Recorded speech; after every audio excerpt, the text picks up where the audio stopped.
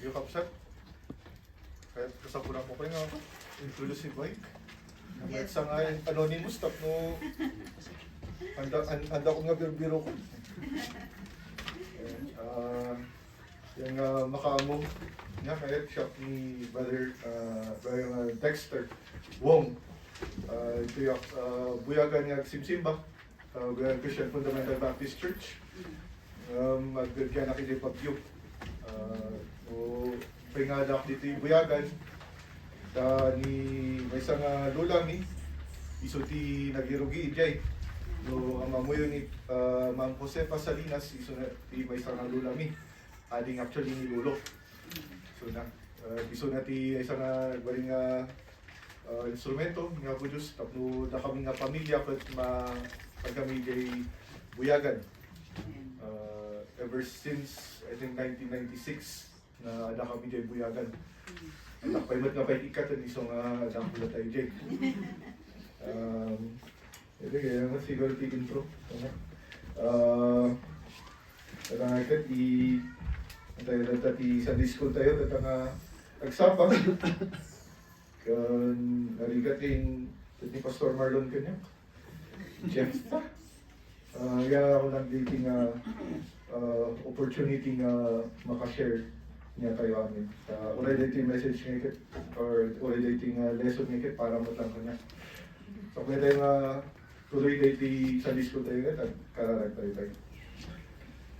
Ako Diyos ni sa langit at yaman kami unay panahon ngayon na interview. Uray tayo mati panag-adal dito sa ulo. Ayaw ata kayo timang tulong kanyami. Uray tayo mati panag-adal ni Katang Sapa. Uray tayo mati ay kakatuaming kapaumay-pay lang ang kita kayo timang tulong kanya. Uray tayo mati makasampat na dito na siya. Kaya ito yung tulong kanyami. Dito kararag ni tinasabi ko nga nagan niya po ng Yeso Cristo.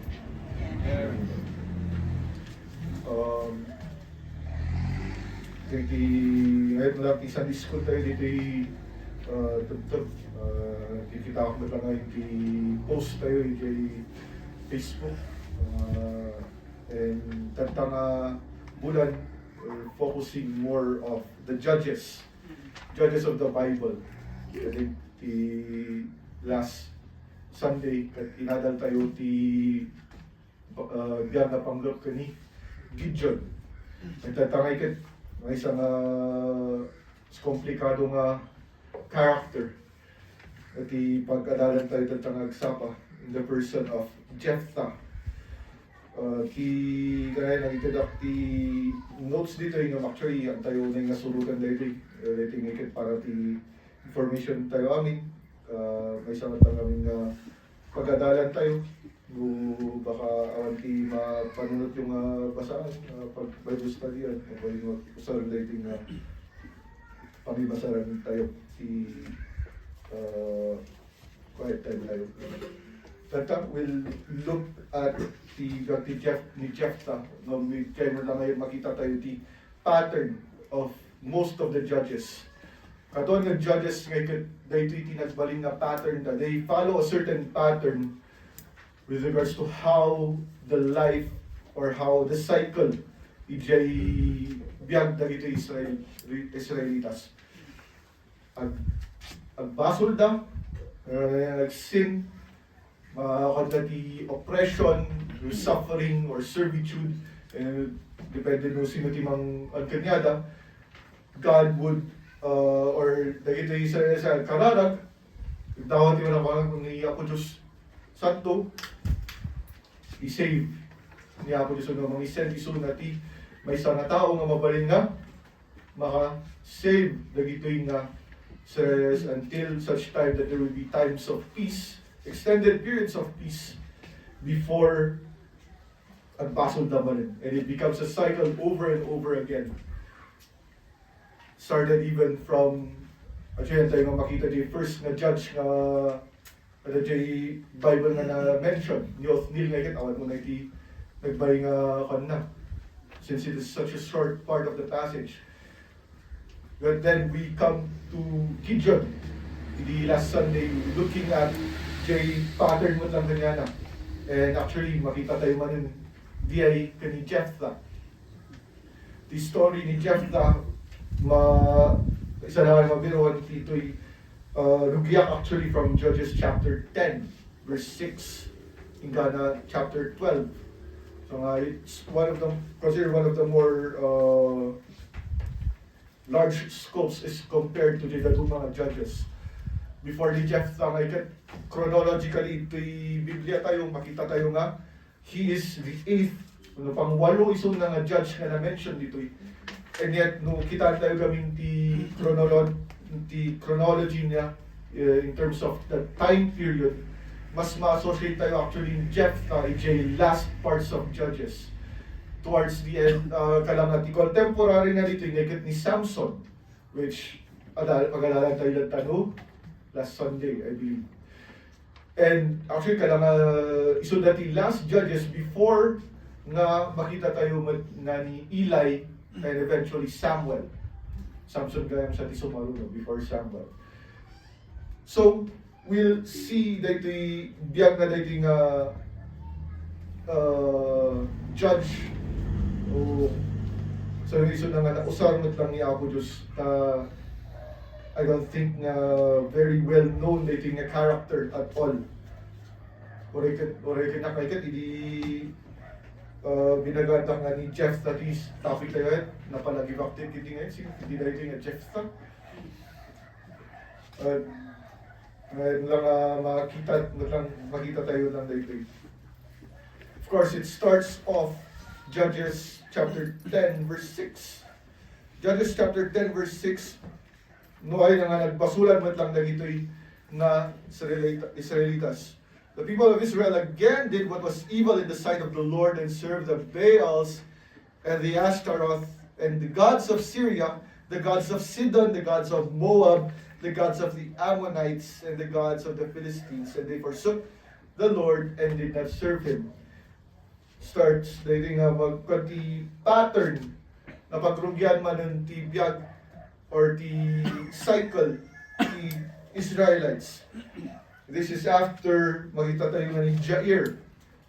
Previously, earlier dito chapter, na isunamati ng lead. And yet, kasi kumot lang mo, lalaki o babae ni Jair. And in the scope of how this person was used by the Lord, nagnagman ng ibasol na ito'y na Israelites. Going forward, makita tayo nga, they suffered under the hands of the Ammonites. The Ammonites ngayon, iso dati kalangan neighboring countries na to the east of them. Nung makita tayo they hand out tayo ngayon, dati mapa dito. Kasi the colored ko man dito, kung nalipatan ka i-colored, iso nga, dito. But yet in the eastern side, nung makita dito, Ammon nga diay, that is where the Ammonites once stood. And no, actually, case tayo lang dati history, dahil ito yung matlang nga an anak actually ni sino kinilirik? Mga po yung linya lang ni Noah. And yet we'll see here, no sa ito na nga ma-realize na rin kalangan kakabsat da, and yet they sought to win wars against each other, especially with regards to territories. Nandito inusan ni Apo Diyos na kita nga Ammonites, stop no? Mapunish na dito'y Israelites because of their sin. Kita tayo mo lang dito in Judges 10:8, no? Kakabayagan, they crushed and oppressed the people of Israel that year for 18 years. 18 years. Naginita na nag-under rule dagitoy nga Israelites. And yet, kung kita tayo actually dito nga kabuuan nga Israelites dagitoy nga kinani Ammonites. Mostly nga dito east of the Jordan River na banda lang. Kaya dito mga lugar sa balimat man ang timang mangyari. And yet, we also see here na ang subliman ng dito yung Israelites starting from verse 10. The people of Israel cried out to the Lord, saying, "We have sinned against you because we have forsaken our God and have served the Baals." Verse 11, and the Lord said to the people of Israel, did I not save you from the Egyptians, and from the Amorites, and from the Ammonites, and from the Philistines? The Sidonians also, and the Amalekites, and the Maonites oppressed you, and you cried out to me, and I saved you out of their hand. You know, these Israelites were already going forth and showing their realization no na tinang nangyari kanyada ito'y promised land. Kanyada. Kaya dito nga magrugi. Judges chapter 10 verse 17. Judges 10:17, dito nga makita tayo nga prepared for war. Then the Ammonites were called to arms and they encamped at Gilead. And the people of Israel came together and they encamped at Mizpah. So they duwang different armies preparing.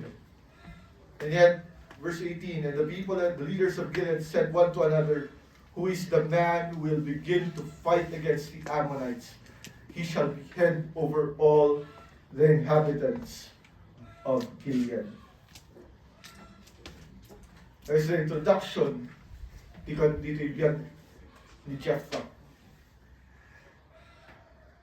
And yet, no kita tayo chronological ngayon, I would believe na dito yung events verses 1, chapter 11 verses 1 to I think 3 or 4 ngayon nangyari even before nga rugi na ito yung Apa, the Ammonites. We first see Jephthah, who is an outcast. Jephthah the outcast. In chapter 11, 1 to 11.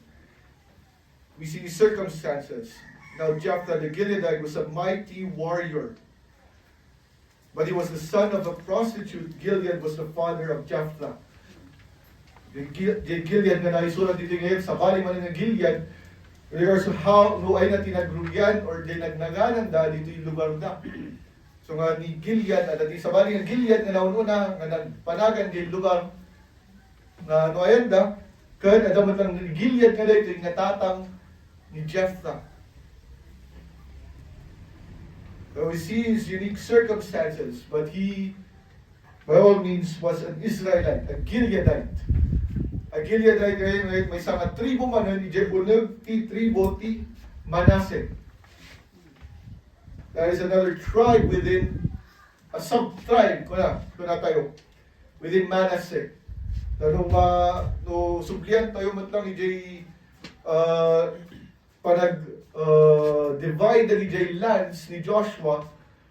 Again, they indicated that part of the tribe of Manasseh kailang half tribe may locate na dito yung area. Kasi daduma dito or part of it was the Gileadites, which even shows yung heritage matlang dito yung ni Jephthah. Then the second kita tayo na description kanya dito that he was a mighty warrior.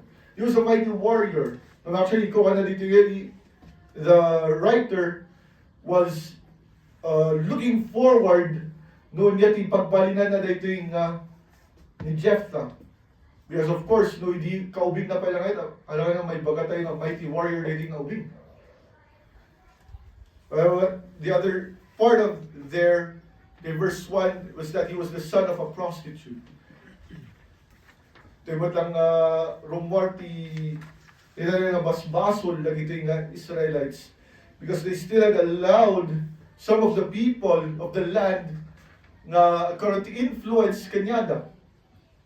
Because when Joshua was or when God commanded Joshua to conquer the lands, kuna na ngayon i-wipe out yung isuda amin. And we still see some instances na baadalat pati na batbati. We see no kita tayo Joshua ngayon, adamat lang talaga ti instances nga adali na batbati ta, kailangan na kita commanders ni Joshua, adapay lang ti agbasol. Dapat yung mga ibating nga talaga, mga spare. So, dapat lang makita tayo ito'y previously, chapter 10, nga makita tayo lang nga agsuserve na lang ti Baals, the kings that are the gods, na ito'y nga tao, dito inhabitants, ti Canaan. And so, Jephthah was, as a result of that, sin. And in spite of that, we'll see that God uses even those people who, baka they're not worthy. And yet God still sees the worth dito'y na anak Israel na ni Jephthah. Verse 2, and Gilead's wife also bore him sons. Ang nakalanta ni Gilead, ni tatang ni Jephthah, he still had more sons given to the rightness of this sin. Mawala tayo. And when his wife's sons grew up, they drove Jephthah out and said to him, "You shall not have an inheritance in our father's house, for you are the son of another woman." May isa nga na ibaga kami dito no apay nga ma-drive out ni Jephthah. Most scholars believe na dito'y nga banda nga natayan ni father ni Jephthah, natayan ni Gilead. That is why makunata ito'y nga kakapsat na awan dapat maalam nga inheritance. Hadkamot nga anak. Hanggang gusto nga anak. Dito pa nakita na ako ni Jephthah. Seeing as well na pinadakol pa lang ni Gilead na ito yung anak na I would not believe I would not believe na iso na agad pa ikatod naman lang na ito yung anak na ni Jephthah. And this is the circumstances that have faced this man, and he was forced to flee. Verse 3, then Jephthah fled from his brothers and lived in the land of Tob, and worthless fellows collected from Jephthah and went out with him. Verse 3 was, it's kind of a mystery but lang ti dadumang scholars. Especially no kita tayo no ay na dito yung land of Tob. The land of Tob is somewhere tawari no kinade mapa nga ikat. There is no location no ay natin panghibagan tayo no ay na dito yung lugar. But it was a considerable distance away na makatawas pa lang ni Jephthah, and yet it was close enough for him, for the people of Gilead, na may kunada nga ma-realize that the fame na dito yung Jephthah. Nagkaroon the reputation ni Jephthah dito eh. Verse 3, the last part na dito. And worthless fellows collected around Jephthah and went out with him. Most of the descriptions dito yung makita mo lang ay he became a leader of a gang. Hindi kayo makita nga uray ni Apo Isot ay ni Apo Diyos yung mausaw na nga talaga uray no sino. So na pa lang dito yung gang leader. He collected worthless fellows. Hindi makakuha pa dito ngayon, amud, dagito yung taong niya tinararamid na. Di pa nagkita na actually dito yung verse and studying the chapter. Dito yung gang, kalang Robin Hood style. Tiya, kumalanda. They rob, dagito yung rich mercenaries, and they to look after the people of Tob. That is why, hindi panunutan na ito'y tataw, J. Gilead, the elder si J. Gilead, na sino nga tati mabalin nga makalid kanya tayo into war, they thought of a person who had history with them, and who has a reputation of leading even worthless people. Ngayon tayo nung isuda, ni Jephthah, mausar na dito nga worthless fellows, na maka-strike iso dati may isang reputation da ijay land, ijay top. Kasi ito pa yung nga kanya tayo nga, adaman siguro silbi lang ito nga kan tayo, na ito sundaro tayo. That is how I believe that ito yung Gileadites were thinking about ito eh.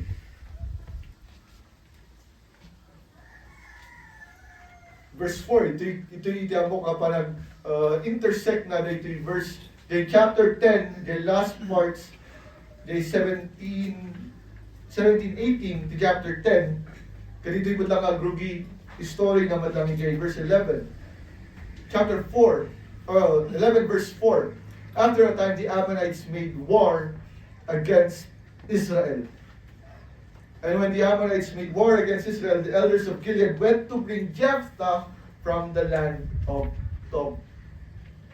Sinunduda, isuda. They tried to convince him.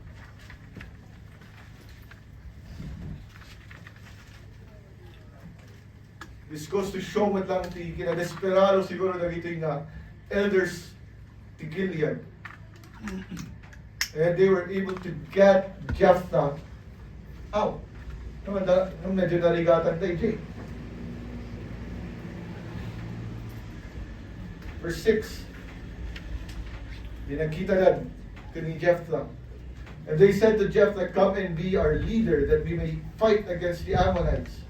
But Jephthah said to the elders of Gilead, did you not hate me and drive me out of my father's house? We are not given the exact timeline of the events as to when Jephthah was driven out of Gilead. Ito ang mundo talagang ay di lakay iso na, paro iso na, di napaikat iso na. And yet it still sticks in the mind of Jephthah nung yet inaramid na gito'y nga elders. They were involved in that dispute. And sinublida, verse 8. And the elders of Gilead said to Jephthah, this is why we have turned to you now, that you may go with us and fight against the Ammonites and be our head over all the inhabitants of Gilead. Okay, mawata mo lang di sitwasyon ni Jephthah. Paikatanda, tapos siya ayawan nyo kailangan mangilid kanya yun. Pumuskol mo tiro grupa yun, siguro hindi pa panunutan ni Jephthah dito eh. I mean, he was driven out. He was forced to flee. And Jephthah chose to be a different man. Jephthah said, verse 9, Jephthah said to the elders of Gilead, if you bring me home again to fight against the Ammonites, and the Lord gives them over to me, I will be your head. And the elders of Gilead said to Jephthah, the Lord will be witness between us if we do not do as you say. So Jephthah went to the elders of Gilead, and the people made him head and leader over them. And Jephthah spoke all these words before the Lord at Mizpah. Mizpah matlang di, walagip tayo earlier, nangikampan no ay nadagijay armies ti Israel. In verse 17 to chapter 10. This would become the home base ni Jephthah. So he's going to get for the remainder of his life. Jephthah gave his conditions na para dagitoy Gileadites, and they had agreed. Most likely nga talaga in desperation, they would want talaga nga dagitoy nga Jephthah to lead them. They had so much faith in him. May sunat imang lead kanyada.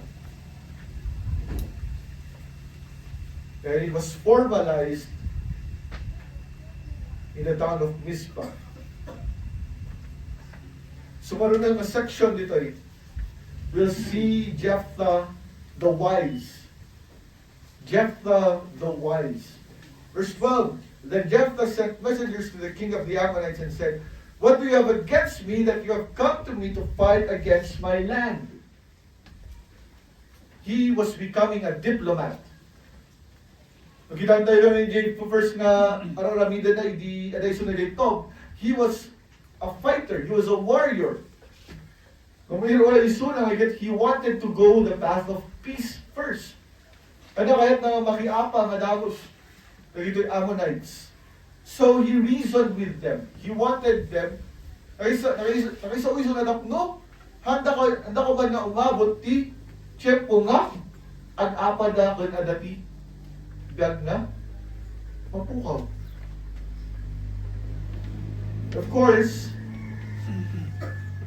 verse 13, and the king of the Ammonites answered the messengers of Jephthah, because Israel coming up from Egypt took away my land from the Arnon to the Jabbok and to the Jordan. Now therefore restore it peaceably.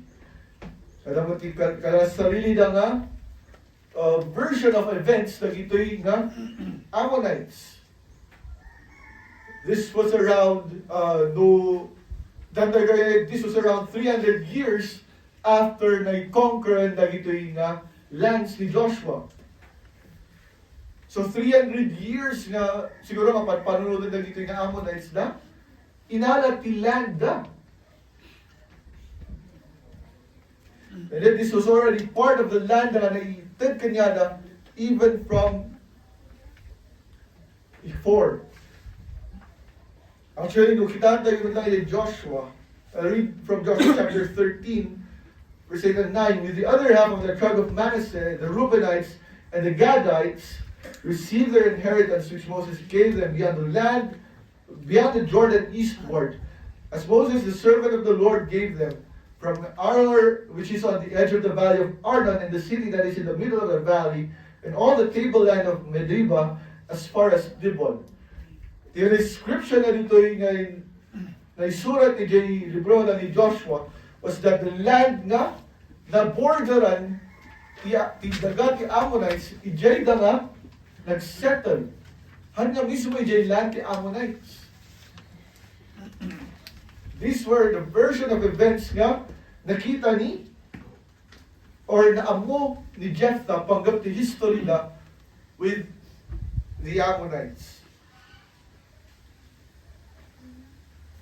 Again, baga naman lang. Verse 14, Jephthah again sent messengers to the king of the Ammonites and said to him, thus says Jephthah, Israel did not take away the land of Moab or the land of the Ammonites. But when they came up from Egypt, Israel went through the wilderness to the Red Sea and came to Kadesh. Israel then sent messengers to the king of Edom, saying, please let us pass through your land. But the king of Edom would not listen, and they sent also to the king of Moab, but he would not consent. So Israel remained at Kadesh. Dahito nga ibagbaga ni Jephthah, he was recalling the events of Exodus chapter 14, with the exception of the death of his sister, Miriam. Ngam dito nga banda, he was recollecting the DJ journey da, after before, south pa DJ mapa nga na dita handouts yung, south pa dita nga that is the land of Moab. Moab, of course, one of the more important things of Moab is that is where we will see the story of Ruth. But that is the journey na inaramid ay sunga. Handa ko pa yung nagnay, jay Moab. The Israelites, when going from Egypt, the time ni Exodus, they went around. Imiwas na ka talaga.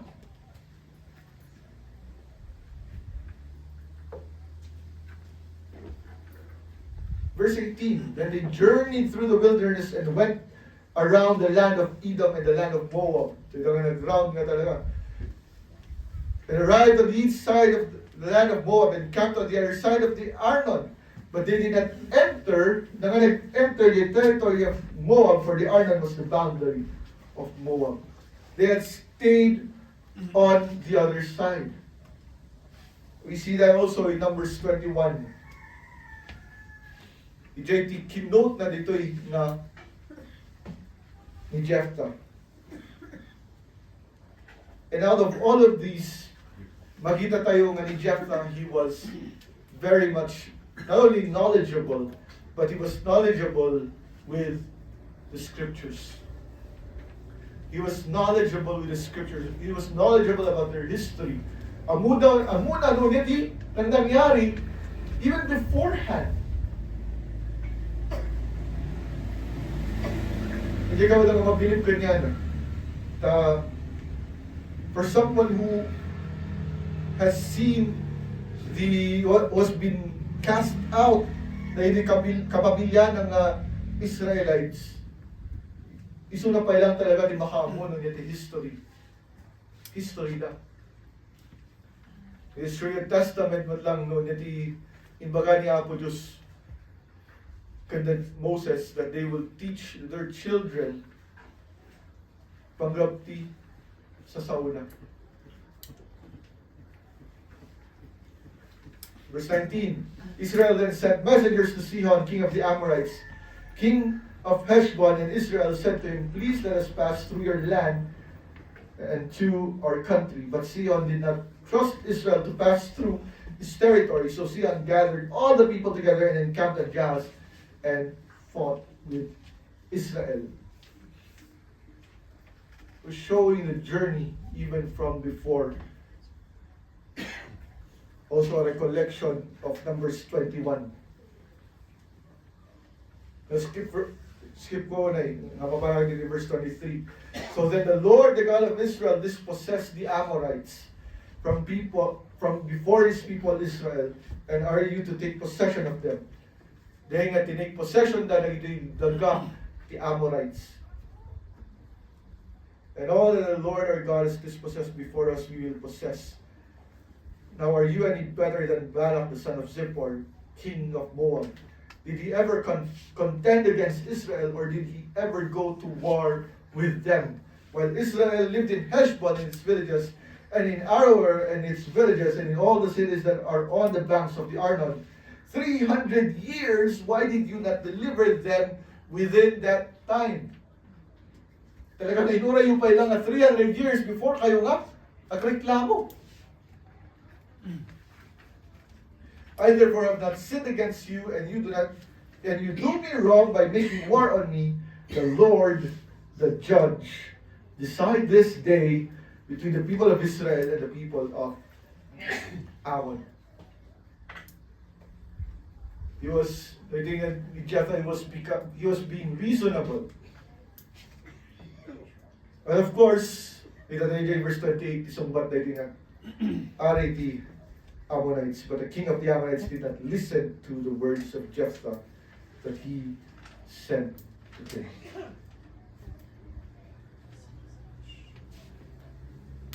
Ngayon, so ng part, we'll see Jephthah the rash. They actually know, abamo tayo, if you had learned about Jephthah before, malamang na ito istorya nga nang nandun tayo. Wala siya kayo, hindi lang palagit ko nga talaga even before. Verse 29. Then the Spirit of the Lord was upon Jephthah, and he passed through Gilead and Manasseh, and passed on to Mizpah of Gilead, and from Mizpah of Gilead he passed on to the Ammonites. First things and then the Spirit of the Lord was upon Jephthah. Dahil lang dito one of the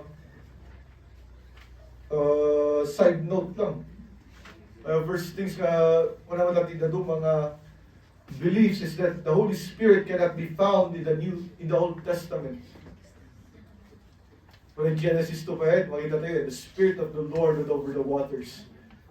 Dahil mo lang dito and the Spirit of the Lord was upon Jephthah.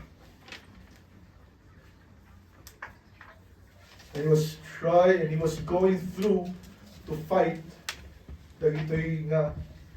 these are the Ammonites.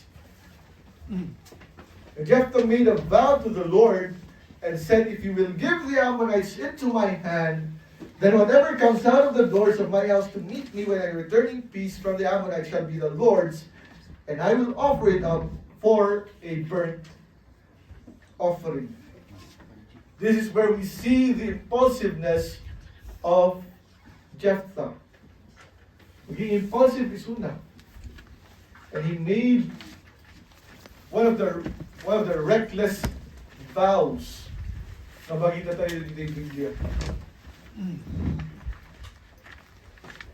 This is not the only reckless vow na makita tayo pa yung Biblia. And yet this one had a profound effect to how Jephthah would respond in faith.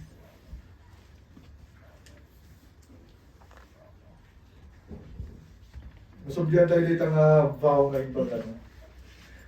Let's proceed in verse 32. So Jephthah crossed over to the Ammonites to fight against them, and the Lord gave them into his hand.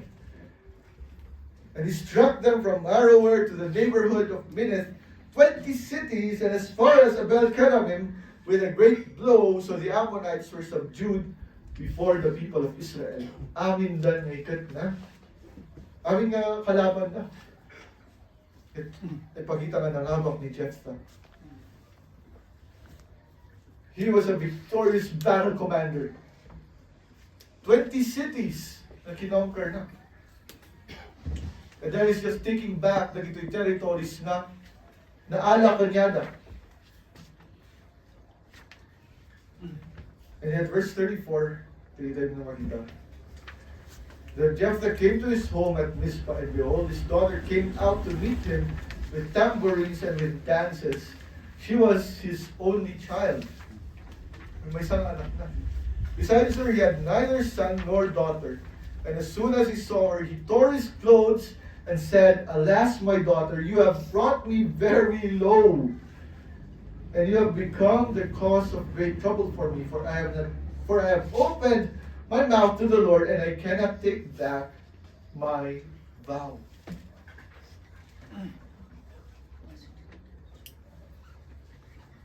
Kahit dagsan, yung tinignan ni Jephthah dito. Just because of making that vow before the Lord.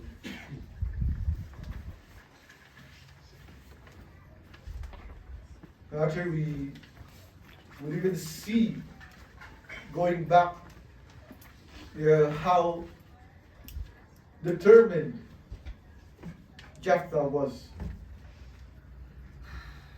Actually, makita tayo mo lang dito, iti kinamature na, ito yung anak ni Jephthah. 36, and she said to him, My father, you have opened your mouth to the Lord. Do to me according to what has gone out of your mouth. Now that the Lord has avenged you on your enemies, on the Ammonites. So she said to her father, Let this thing be done for me. Leave me alone 2 months that I may go up and down on the mountains and weep for my virginity, I and my companions. You see here that Jephthah raised his daughter well. For even the daughter na the anak na isu na pa natin mangibaga kanya na inbagam da ita nag-price kay nag-vow nagilid kay vow niya po Diyos tong pahala da ita. Niya po Diyos ngayon tinulungan da ka nga mangabak kami dito nga kalaban mo mga Ammonites. Lanta si kamot. And that is the kind of resolution nga makita tayo dito yung anak na. Even going through may bangbangaw natin scholars ngayon yung anak ni Jephthah could probably be 14 years old. Around 14 years old. And yet, kasi nung mapanunod tayo, kasi natatalaga ti faith na dahil nga ubing. Na may baga na nga. Surut na niya yung baga, ngunit yung bagang kanya po Diyos. And Jephthah relented. Verse 38, so he said, go. Then he sent her away for 2 months, and she departed, she and her companions, and wept for her virginity on the mountains. And at the end of 2 months, he returned to her father, who did with her according to his vow that he had made. She had never known a man, and it became a custom in Israel that the daughters of Israel went year by year to lament the daughter of Jephthah, the Gileadite, 4 days in the year. Jephthah was a man of his word, in keeping to the vow, in keeping with his vow to the Lord. Yung makita tayo ba dito di karakteran ng damag siguro dito yung sacrifice na talaga ni Jephthah na di anak na. Even the scripture doesn't make it clear. At least kunya ka, ako mo no, dati makita yun dito nga baga nang pinatay na ni anak na. And even God would have not allowed children to be killed. Deuteronomy 12:31, you shall not worship the Lord your God in that way. For every abominable thing that the Lord hates, that they have done for their gods, for they even burn their sons and their daughters in the fire to their gods. Now, Diyos ko ba yan, handa ngayong tulok na? Patayan ni Abraham, may isang anak na. The Genesis chapter 22. I'd like to go through different scenarios with lang today.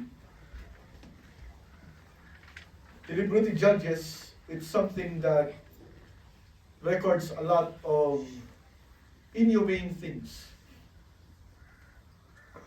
Di ba natin nakasurat dito yung Judges na at tayo nga ma-imagine nga inaaramin talaga already panahon nito. And yet, this book is more of a record na isurat na ito to give us history nung yati nangyari. Amin nga alam ito yung Judges nga kita na nga po rin alam ito yung Judges nga kita surutan tayo. Kalkaro dito yung panag-sacrifice. May sabat lang observation dito yung ikit. Sakbay nga nagbaga ni Jephthah dito yung vow na just 1 verse before nakasulat then the Spirit of the Lord was with Jephthah. At ang the Spirit of the Lord hindi naramit na talaga ni Jephthah dito na vow.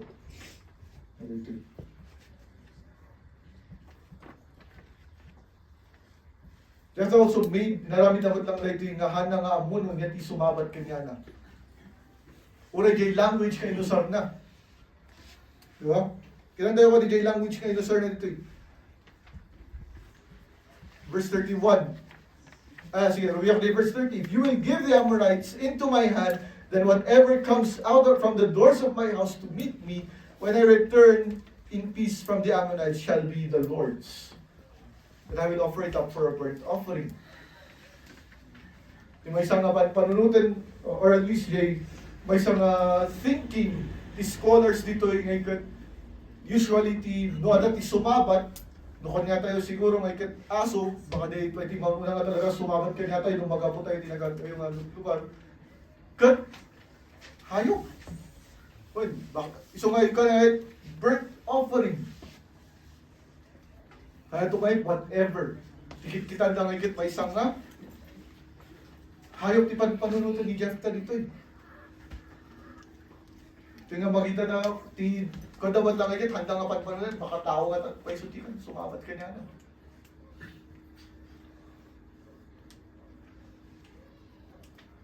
Eh di, dito eh. May sabat lang na kitkirati na doon mga translators, di pa nag-usar dito yung end. I return in peace from the Ammonites shall be the Lord's end. I will offer it up for a burnt offering. The end is J. Tinadong mga Bible translators nga i-translate na dahil nga or. So, either i-did na, or either i-dedicate na kaniya po Diyos, or i-sacrifice na as a burnt offering. Kundi lang konti Hebrew.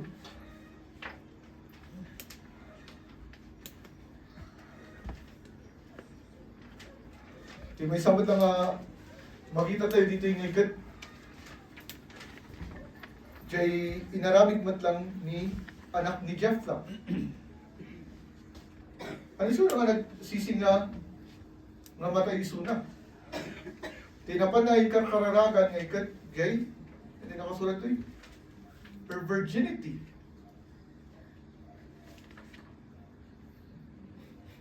Which gives us a alternative. Namatay, instead of matay dito, pinatay ni Jephthah dito yung anak na, he dedicated her to the Lord. And in the process, ang namabalik siya ng nag-asawa. And that is the reason why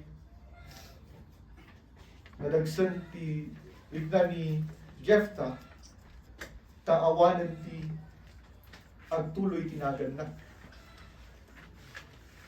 Jephthah had no more children. At tayo mo actually nung nangyari ti asawa no. No mention of it. No knowing what the fate that he had gone through na kinast out pa lang isuna, being the son of a prostitute, baka narigatan mo't lang isunan nga, karon pa iti, na mga anak. And so this gives some worth dito parang pagpanulot mo lang ni Jephthah nga, haan na nga, or talaga may dedicate ni anak na to the Lord in this manner. Di may sabat lang narigat nga panunod din yata yung ikit. Talaga ba nga inarami ni Jephthah na i-sacrifice mismo ni anak? Di may isang anak na. And yet Jephthah was recorded as someone who is regarded as a hero of faith. Naisulat ni Hebrews 11:32-34. And what more shall I say, from time would fail me to tell of Gideon, Barak, Samson, Jephthah, of David and Samuel and the prophets, who through faith conquered kingdoms, enforced justice, obtained promises, stopped the mouths of lions, quenched the power of fire, escaped the edge of the sword, were made strong out of the weakness, became mighty in war, put foreign armies to flight. Talaga ba nga, dahito nga tao no, in-sacrifice na ni anak na as a burnt offering, may include pa lang isuna, kadwa the David, the Samuel, the Gideon. It's something, tuloy siyang maligado na kamali. Paano? And yet we will only know, siguro no, na tayo ni Jay lang. Tabagan tayo mismo isuda. Ano ba talaga nangyari?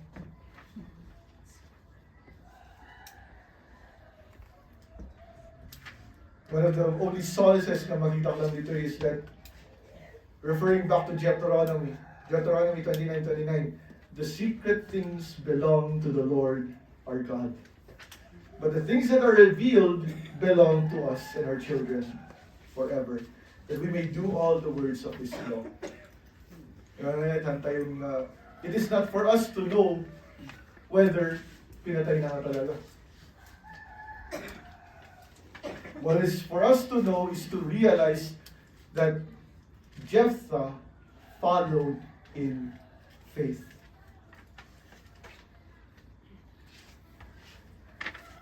Then we come to the last section, Jephthah the leader, in chapter 12. The men of Ephraim were called to arms, and they crossed to Zaphon and said to Jephthah, "Why did you cross over to fight against the Ammonites? and did not call us to go with you, we will burn your house over you with fire. Ephraimites manin. So I'm not sure no yati na-discuss you with Gideon last week.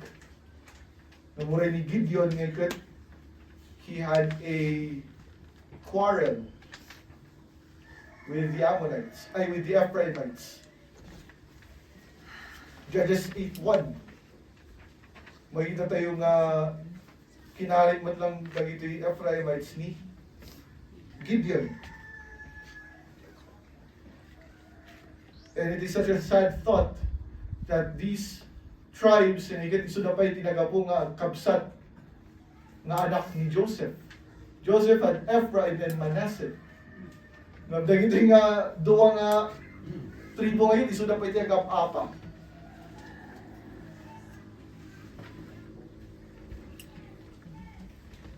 Halangag apa ti pagod dito eh.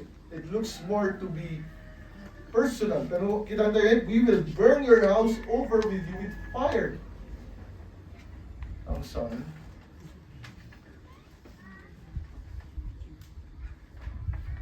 And Jephthah said to them, verse 2, I and my people had a great dispute with the Ammonites, and when I called you, you did not save me from their hand.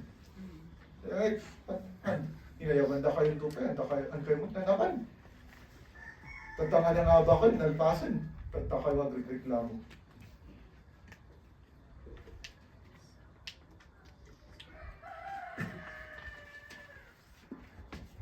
Jephthah knew, amo na nga, ang tao titulong kanyada.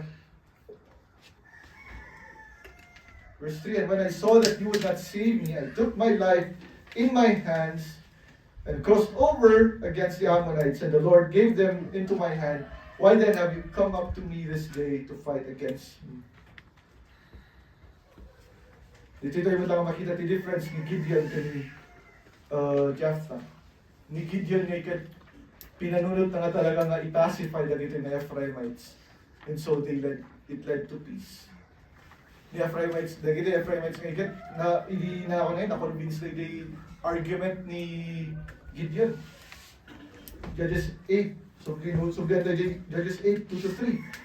And he said to them, what have I done now in comparison with you? Is not the gleaning of the grapes of Ephraim better than the great harvest of Abizar? God has given into your hands the princes of Midian, Oreb, and Zeeb. What have I been able to do in comparison with you? Then their anger against him subsided when he said this. So, nung makita tayo nga na habat nga kamalitiin baga ni Jephthah. And yet, may isang amada tayo lang dito niya, he could have done so to pacify them. Tapnuhan daw nga nag-apa.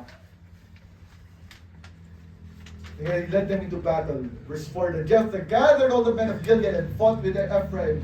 And the men of Gilead struck Ephraim because they said, you are fugitives of Ephraim, you Gileadites, in the midst of Ephraim and Manasseh. And the Gileadites captured the fords of the Jordan against the Ephraimites. And when any of the fugitives of Ephraim said, let me go over, the men of Gilead said to him, are you an Ephraimite? When he said no, they said to him, then say Shibboleth, and he said Sibboleth, for he could not pronounce it right. Then they seized him and slaughtered him at the fords of the Jordan. At that time, 42,000 of the Ephraimites fell. He showed his strategic thinking dito in defending their lands.